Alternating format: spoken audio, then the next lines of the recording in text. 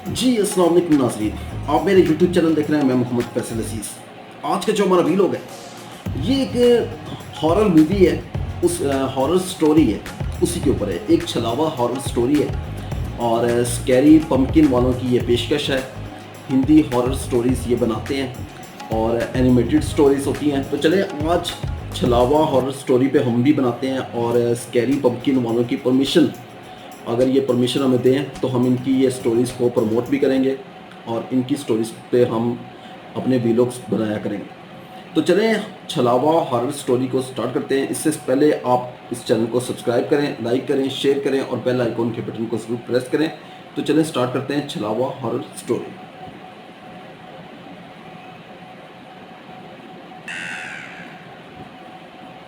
इस कहानी के लेखक हैं धीरज कुमार सालुंके।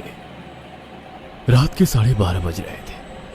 कोल्हापुर में धाराशिव जाने वाली सीनियर कॉलेज के छात्रों की बस जंगल के रास्ते से गुजर रही थी। ट्रिप खत्म करके वे वापस धाराशिव आ रहे थे। दिन भर मौज मस्ती करने की वजह से सभी छात्र थक कर सो गए थे। दरवाजे की सीट के पास विकास सर और सुशील सर खर्राटे ले रहे थे। बस ड्राइवर विजय मामा भी नींद में बस चला रहे थे। उनके बगल वाली सीट पर प्यून पांडु मामा बैठे हुए थे कि तभी बस के सामने जंगली सुअरों का झुंड आया। विजय मामा ने बस जंगल में रोक दी। कुछ देर में जब रास्ता खाली हुआ तो बस फिर से चलने लगी। कुछ ही देर में विकास सर के पीछे ही दूसरी सीट पर बैठा श्याम नींद से जाग गया। श्याम की उम्र 21 साल थी। पढ़ाई में बहुत तेज था, लेकिन हमेशा अकेला रहने वाला। ना किसी से बनती थी, ना ही उसका कोई दोस्त था। वह दूसरी सीट पर अकेला बैठा हुआ था। सर, टॉयलेट जाना है। सर ने आधी आंखें खोलकर खिड़की से बाहर देखा। बस अभी भी जंगल में ही थी। थोड़ी देर बैठ जाओ, जब जंगल खत्म होगा तब मुझे उठा दो, मैं बस रोक दूंगा, वे बोले और फिर आंखें बंद कर सो गए। शाम बस की खिड़की से बाहर देखने लगा और जंगल खत्म होने का इंतजार करने लगा। कुछ ही देर में जंगल खत्म हुआ और बस वीरान जगह पर आ गई। उसने विकास सर को जगा दिया और उन्होंने ड्राइवर से बस को रोकने के लिए कहा। जैसे ही बस रुकी, विकास सर बोले, किसी को टॉयलेट होना है तो अभी उतर जाओ, वरना बस सीधे धाराशिव जाकर ही रुकेगी। आवाज सुनकर पिछली सीट पर बैठा श्रीकांत नींद से जाग गया। विकास सर टॉर्च लेकर पहले बस से बाहर उतर गए। उनके पीछे पीछे श्याम और श्रीकांत भी उतरे और वो दोनों अलग अलग झाड़ी के पीछे टॉयलेट करने गए। श्याम टॉयलेट करके वापस आया, लेकिन श्रीकांत अभी भी नहीं आया था कि तभी श्रीकांत जोर से चिल्लाया। उसकी आवाज सुनकर विकास सर और श्याम उसकी ओर भागे, लेकिन तभी श्रीकांत झाड़ी से बाहर आया। क्या हुआ, क्यों चिल्लाए थे? कुछ नहीं सर, चप्पल से होकर कांटा पैर में चुभा। उसकी आवाज सुनकर ड्राइवर और प्यून भी नीचे उतरे थे। वो सब बस में वापस चढ़ने ही वाले थे कि तभी एक बाइक बस के सामने आकर रुक गई। अरे भाई साहब, यहाँ के नहीं हो क्या आप? क्या आपको पता नहीं कि इस रास्ते पर लोगों को हमेशा चकवा लगता है? बाइक चलाने वाला बोला। चकवा नाम सुनकर विकास सर बोले, हाँ पता है, हम बस निकल ही रहे हैं। और वो सब बस में बैठ गए। सर, वो आदमी किस चकवे के बारे में बात कर रहा था? प्यून ने अगली सीट से ही मुड़कर विकास सर से पूछा। हिंदी में चकवा मतलब छलावा, छलावा मतलब भूत। कहते हैं जो लोग रात में सफर करते हुए मरते हैं, उनकी आत्मा छलावा बन जाती है। छलावा रात को सफर करते हुए यात्रियों को पकड़ लेता है और उन्हें अपने गंतव्य स्थल तक पहुंचने ही नहीं देता। वो बस उन्हें उसी जगह पर घुमाते रहता है। कितना भी भाग लो या फिर गाड़ी तेज भगाओ, आप उसी जगह पर आ पहुंच जाओगे जहां आपको छलावा ने पकड़ लिया था। या फिर वो लोग रास्ते से भटक जाएंगे और उस जगह पहुंच जाएंगे जहां पर छलावा उन्हें ले जाना चाहता है, विकास सर ने बताया। इसके बाद ड्राइवर बोला, और यात्री रात भर उसी जगह पर बार बार घूमते हैं। वो तब तक रास्ता भटकते हैं जब तक सूरज ना उगे। जैसे ही सूरज उगता है, उनकी ताकत कम हो जाती है। मेरे कुछ ड्राइवर दोस्त हैं, उनको भी छलावे ने पकड़ लिया था। कहते हैं छलावा बस उन्हीं यात्रियों को पकड़ता है जो थके हुए होते हैं, क्योंकि उन पर हावी होना बहुत आसान होता है ना। फिर तो छलावा बहुत ही खतरनाक है। प्यून घबराते हुए बोला, अरे कुछ खतरनाक वतरनाक नहीं है, ये सब अंधविश्वास है। ड्राइवर जब थक जाता है तो रात में उसे रास्ता समझना मुश्किल हो जाता है, इसलिए उसे भ्रम हो जाते हैं और वो रास्ता भटकता है। इसे ही अनपढ़ लोगों ने भूत यानी चकवा या छलावा का नाम दिया है, विकास सर बोले। यह सभी बातें श्याम और श्रीकांत सुन रहे थे। नहीं सर, छलावे होते हैं और कुछ छलावे तो जानलेवा भी होते हैं।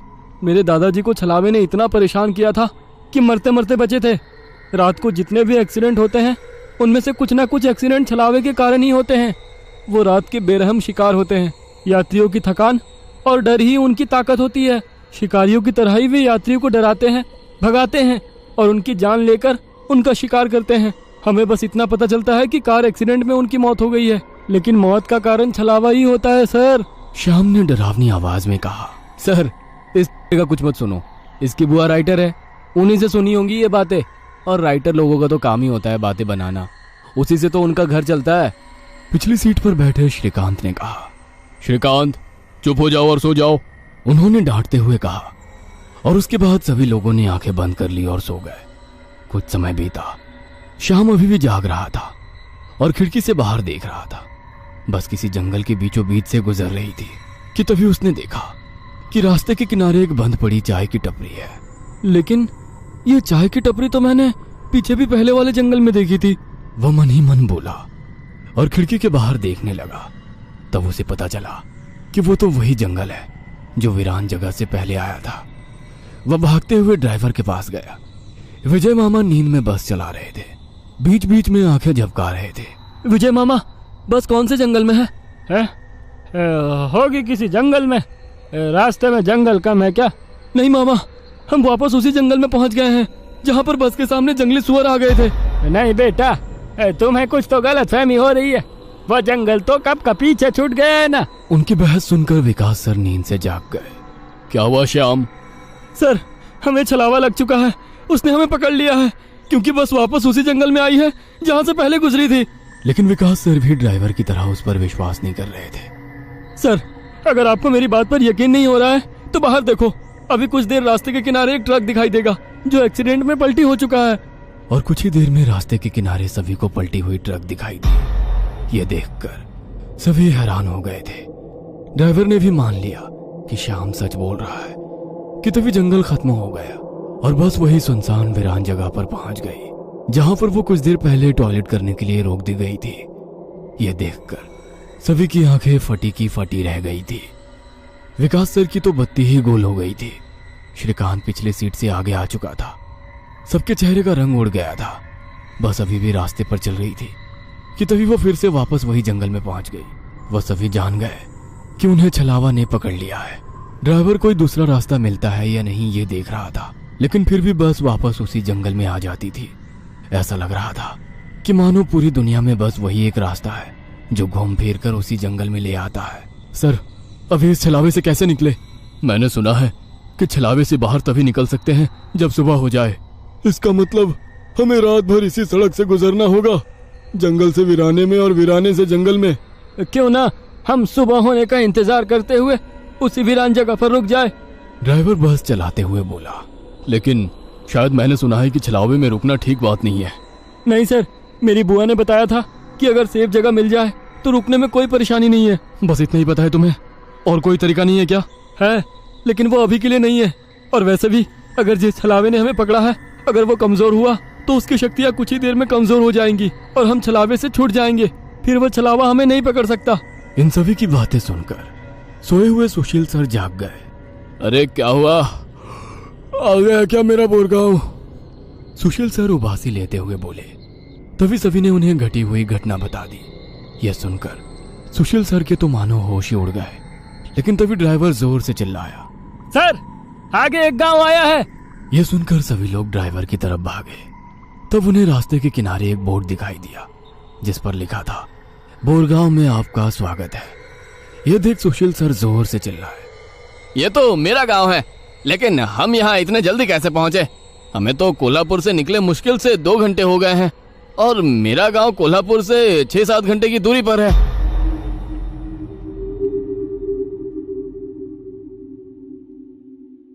और सुशील सर के घर से ज्यादा सुरक्षित किसका घर हो सकता है? लेकिन सर, छलावे में एक जगह पर रुकना खतरे से खाली नहीं है और छलावा खुद में ही खतरा है। वो खुद में सुरक्षित जगह कैसे रख सकता है? तुझे मेरे से ज्यादा पता है क्या? बचपन से मैं भूतों के बारे में सुनते और पढ़ते आया हूँ। तू तय रहा। विजय मामा, बस सुशील सर के घर की तरफ ले चलो। सुशील सर ने ड्राइवर को अपने घर का रास्ता दिखाया, लेकिन तभी उन्हें उनके गली में लोगों की भीड़ दिखाई दी। बस आगे नहीं जा सकती थी, इसलिए उन्होंने बस दूर ही खड़ी कर दी। भीड़ में खड़े लोग जोर जोर से रो रहे थे और भीड़ का रुख सुशील सर के घर की तरफ ही था। भीड़ के रोने की आवाज सुनकर वे सभी लोग डर गए। सुशील सर बस से उतरे और भीड़ में घुस गए। उनके पीछे पीछे सभी भीड़ में घुस गए।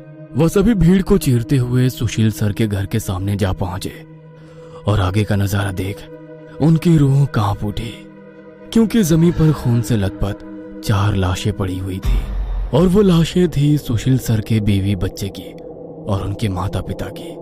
उन सभी की किसी धारदार हथियार से गला काटकर हत्या कर दी गई थी। खुद के परिवार की लाशें देखकर सुशील सर का दिल सहम गया और वो रो पड़े। ये क्या हो गया? किसने मारा उन्हें? उन्होंने रोते हुए एक आंख वाले बूढ़े आदमी से पूछा, आज तुम्हारे बीवी ने चाकू से तुम्हारे बच्चे का और तुम्हारे माता पिता का गला चीरकर उन्हें मार डाला और फिर खुद का गला काट कर खुदकुशी कर ली। क्या? लेकिन क्यों? उसने ऐसा क्यों किया?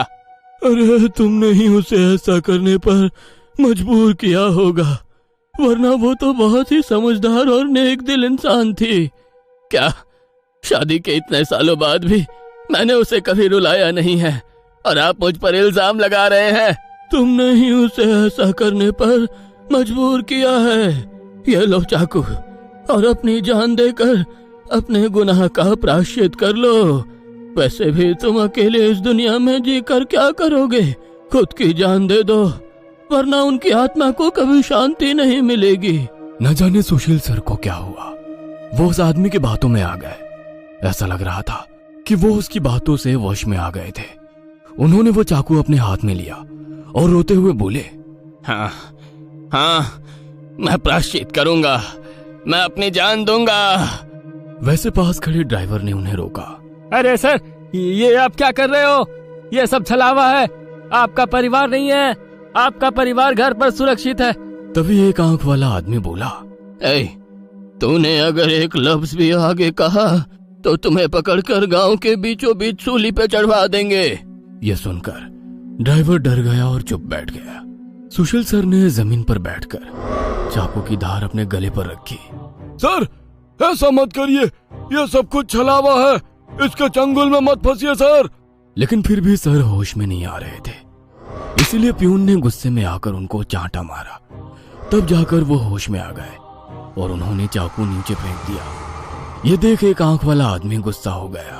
भाइयों, इन लोगों को भीड़ से बाहर निकाल दो, इन्हें हम बाद में देखेंगे, पहले इस सुशील के बच्चे को पकड़ लो। ये सुनकर भीड़ में खड़े लोगों ने सभी को भीड़ से बाहर कर दिया। श्रीकांत, विकास सर, प्यून और ड्राइवर भीड़ के अंदर घुसने की कोशिश कर रहे थे, लेकिन अंदर घुस नहीं पा रहे थे। सुशील सर के हाथ पैर बांधकर उन्हें जमीन पर बिठाया गया। सुशील सर अपनी जान की भीख मांग रहे थे। मुझे कोई बचाओ, विकास सर, पांडु मामा, मुझे प्लीज बचाओ, मुझे बचाओ। वो चिल्ला रहे थे कि तभी एक आंख वाले आदमी ने चाकू से सुशील सर का गला काटा और उनका सर धड़ से अलग कर दिया।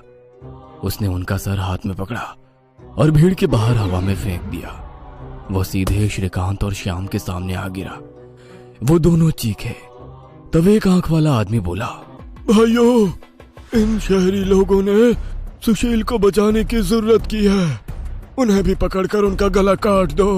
वैसे भीड़ में खड़े लोग इन सब लोगों की तरफ मुड़े। वो गुस्से से इनकी तरफ देख रहे थे। तभी उन्हें बस के हॉर्न की आवाज आई। जल्दी से भागो, जल्दी करो। कुछ ही दूर बस में बैठे ड्राइवर मामा चिल्लाए। उनकी आवाज सुनते ही श्याम, श्रीकांत, विकास सर और प्यून बस की तरफ भागे। भीड़ उनका पीछा कर रही थी। ये सभी लोग जैसे तैसे बस में चढ़ गए। गांव वालों ने बस पर पथराव किया। बस के कांच टूटकर बच्चों के शरीर में उसके टुकड़े घुस गए, लेकिन उसमें से कोई भी नींद से जागा नहीं था, क्योंकि वो सब छलावे के प्रभाव से मोहित होकर सो गए थे। श्याम, विकास सर और श्रीकांत के शरीर में भी कांच के टुकड़े घुस गए थे। कुछ लोग बस के सामने खड़े होकर रोड से बस को तोड़ रहे थे कि तभी ड्राइवर ने उन पर बस चढ़ा दी और बस वहां से चल पड़ी। जैसे तैसे बस गांव से बाहर आ गई। हर कोई अपने शरीर से कांच के टुकड़े निकालने में लगा हुआ था। श्रीकांत अपने हाथ में घुसा कांच का टुकड़ा निकाल रहा था कि तभी प्यून वहां पर आया। भतीजे रुक, मैं निकालता हूँ। वो बोला क्योंकि श्रीकांत उनकी बहन का बेटा था, बस फिर से वापस जंगल में आ गई थी। न जाने कब वो छलावा उन्हें अपने गिरफ्त से छोड़ने वाला था। सुशील सर की अभी अभी मौत हो चुकी थी। हर कोई घबराया हुआ था। श्याम, अब बताओ हम क्या करें? अरे इसे क्या पूछना है, इसकी वजह से आज सुशील सर की जान चली गई है और हम सब मरते मरते बचे हैं। चुप हो जाओ।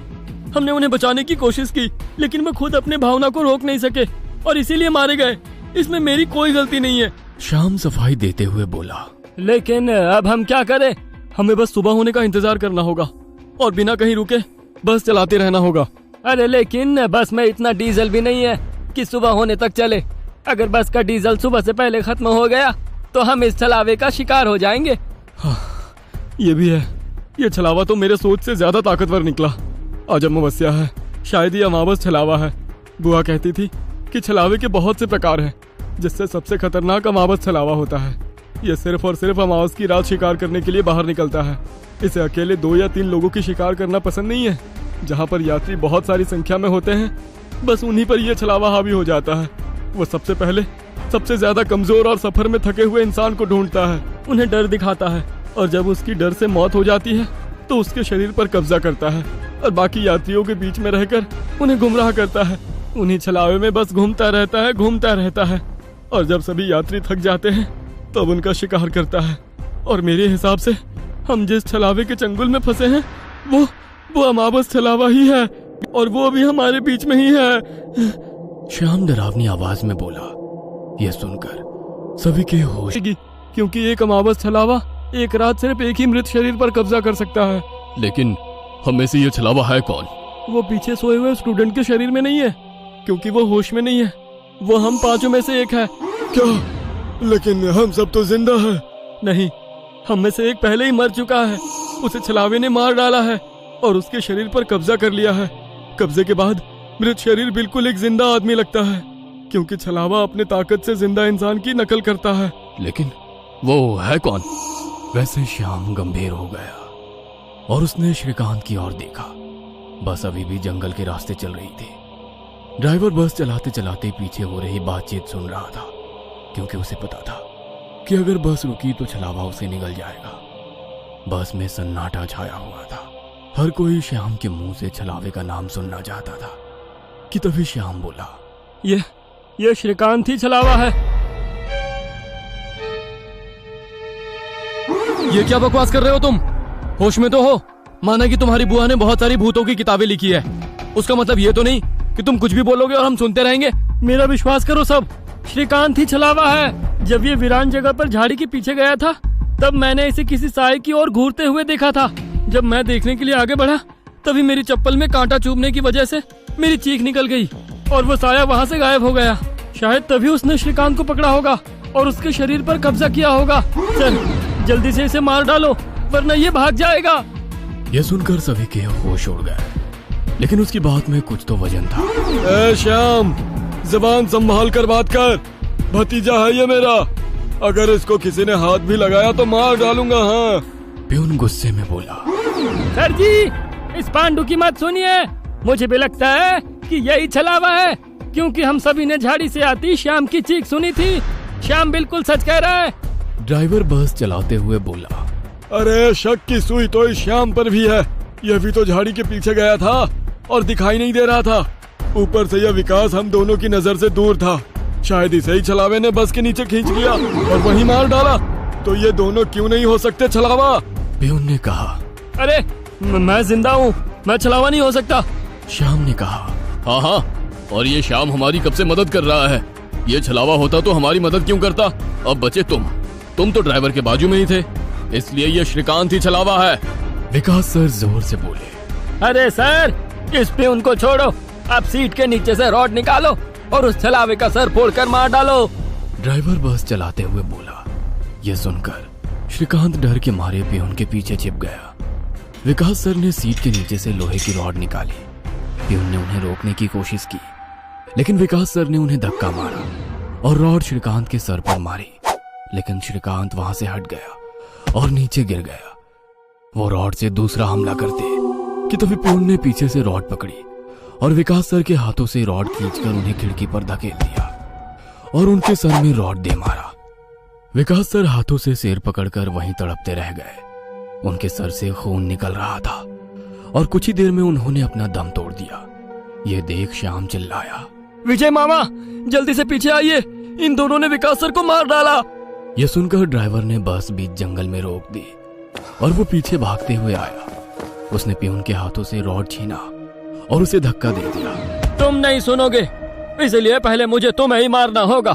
ड्राइवर गुस्से में पियून से बोला और वो पियून के सर पर रॉड से हमला करता कि इससे पहले ही पियून ने कांच का नुकीला टुकड़ा तोड़कर ड्राइवर के पेट में घोंप दिया।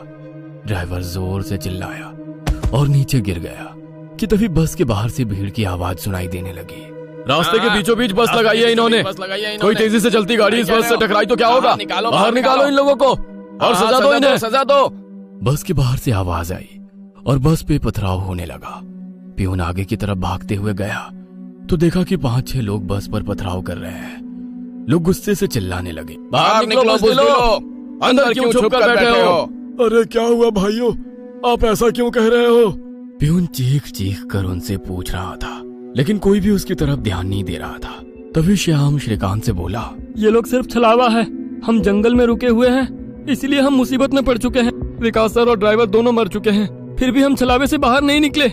इसका मतलब छलावा अभी भी हमारे बीच में है और वो छलावा तुम्हारा मामा है। ये सुनकर श्रीकांत की आंखें फटी की फटी रह गई। नहीं नहीं, ऐसा नहीं हो सकता।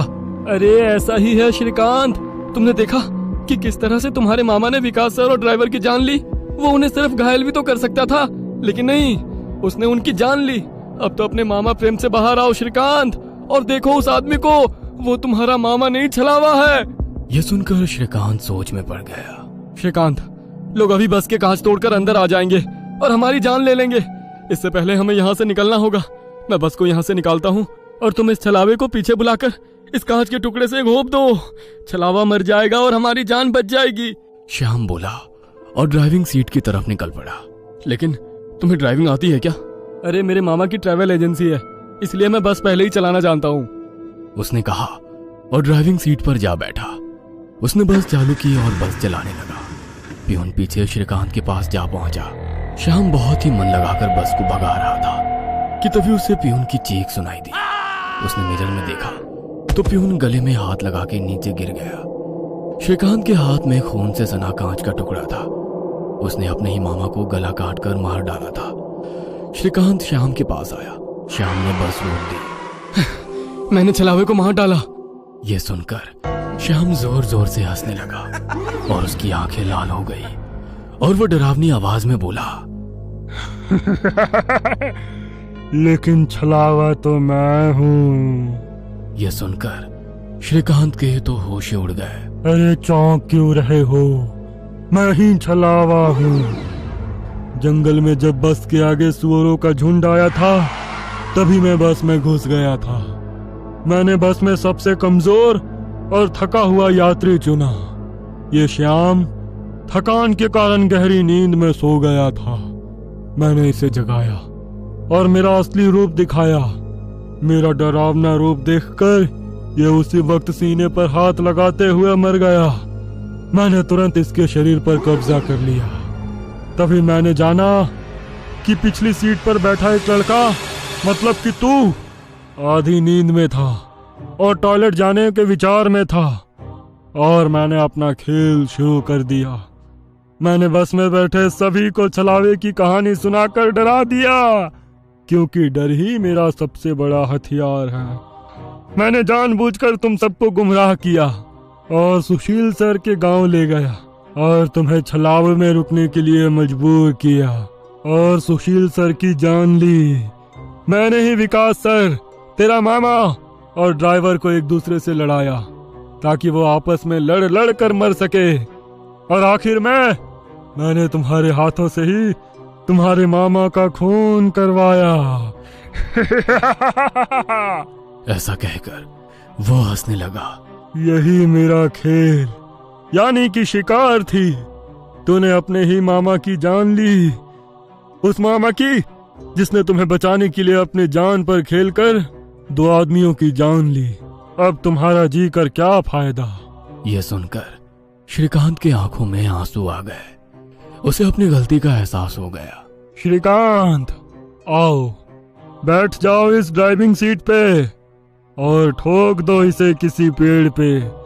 ले लो खुद की और इन सभी यात्रियों की जान। छलावा श्रीकांत की आंखों में देखकर बोला। शायद उन लाल आंखों का जादू श्रीकांत पे हो रहा था। वो छलावे की बातों में आ गया था, जैसे सुशील सर आ गए थे और खुद की जान लेने के लिए तैयार हो गए थे। शायद श्रीकांत को अपने किए का पछतावा हो रहा था और वो छलावे की बात मानने वाला था कि तभी श्रीकांत ने अपने आंसू पूछे और वो जोर से चिल्लाया, मामा। छलावे को पीछे पैरों की आहट सुनाई दी और उसने मुड़कर देखा कि तभी प्यून ने लोहे का रॉड छलावे के सर पे दे मारा और उसके सर पर 4-5 बार हमला कर उसका सर कुचल दिया। तुम्हें क्या लगा खेल केवल तुम ही खेल सकते हो? अरे मैंने तो तुम्हें तभी पकड़ लिया था जब तुम विकास सर और ड्राइवर की मौत देखकर मुस्कुरा रहे थे। तुम अपनी खुशी छुपा नहीं पाए। तब मेरे दिमाग में तुम्हारी बातें आई। जानबूझकर तुमने हमें गुमराह करके छलावे में रोका और तुम्हारी वजह से सुशील सर की जान गई। तुमने मुझ पर ही छलावा होने का इल्जाम लगाया, हाँ? और मेरे मामा विकास सर और ड्राइवर के बीच आग लगा दी और बाद में तुमने मुझे ही मेरे मामा को मारने के लिए कहा। और हद तो तब हो गई जब तुमने कहा कि तुम्हारे मामा की ट्रैवल एजेंसी है, जबकि श्याम का मामा तो हमारे कॉलेज के बाहर गोलगप्पे का ठेला लगाता है। श्रीकांत ने अपने मामा के हाथों से लोहे की रॉड ली और छलावे से बोला, अब तुम चैन से शिकार करने के लिए अगले अमावस की रात का इंतजार करो, क्योंकि आज तुम खुद शिकार हो गए हो। और ऐसा कहकर उसने एक रॉड का वार उसके कुचले सर पे कर दिया और उसके शरीर से छलावा काले धुएं के रूप में बाहर निकला और बस के बाहर निकल गया। और जैसे ही छलावा बस से बाहर निकल गया, सभी स्टूडेंट्स नींद से बाहर आ गए। आज पहली बार कोई अमावस छलावा किसी यात्री से हारा हुआ था। बस के ऊपर हवा में उड़ता हुआ छलावा दर्द से तड़पने लगा और चिल्लाते हुए हवा में बिखर गया। उस छलावे को अपनी योनि से मुक्ति मिल गई, क्योंकि ये सृष्टि का नियम है कि जब भी कोई छलावा इंसान से हारता है, उसका अंत हो जाता है और उसे मुक्ति मिल जाती है। ये कहानी आपको अच्छी लगी हो तो हमें सब्सक्राइब करें, हमारा इंस्टाग्राम और फेसबुक पेज जरूर फॉलो करें। और हाँ दोस्तों, सब्सक्राइब करना भूलना मत।